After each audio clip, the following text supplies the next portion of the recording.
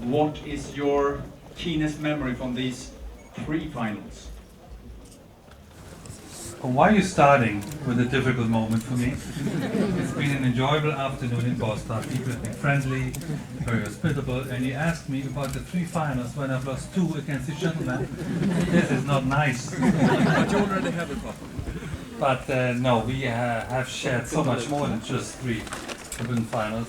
For the better part of 10 years, we've been rivals, fierce rivals, competitors on the court, challenging for the #1 spot in the world, challenging for Grand Slam titles, challenging for Davis Cup victories for our countries. And the difficult thing with playing Stefan was always that he was a nice guy. And you play more, he was. No, but it's true. Normally when you have a competitor, you don't really like the guy and you want to beat him and you want to, but with him there was always a great level of respect. And so I think it made it more intriguing when we played, because it was just sport. It was, his backhand against my serve, or my forehand against his volley. But once the match was over, we were able to shake hands, and usually we said, "See you next week in the final again." So that's how it was.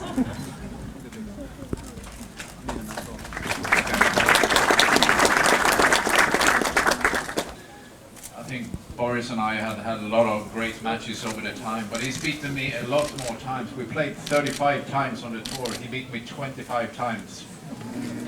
He did. So Boris was always a tough opponent. He always played his best, especially if you played him in the finals. So it was always a big challenge, but at the same time, like Boris said, it was fun at the same time, and there was always a lot of friendship out there. And I think the friendship will stay there for the rest of our lives, and it probably gets stronger the older you get, because you can actually look back at all the great days we had. Obviously, he was a very classical serve volley player that would come to the net on most first serves and second serves, and you don't see that anymore. But that's the way Stefan played, and he had wonderful one-handed backhand and very, very good footwork, and I did what I did. So you cannot change your game dramatically, even though you've played each other so many times. You just hope that hopefully the ace on break point will come one more time. Hopefully he's going to kick his serve on my backhand one more time, and then. But every match is somewhat different. If Boris got ahead early in the matches, got his confidence, then he was a very difficult player to play.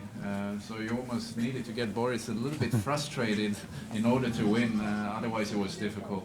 Stefan, you came after Björn Borg, who has already done so much, and you were a couple of Swedish guys coming at the same time.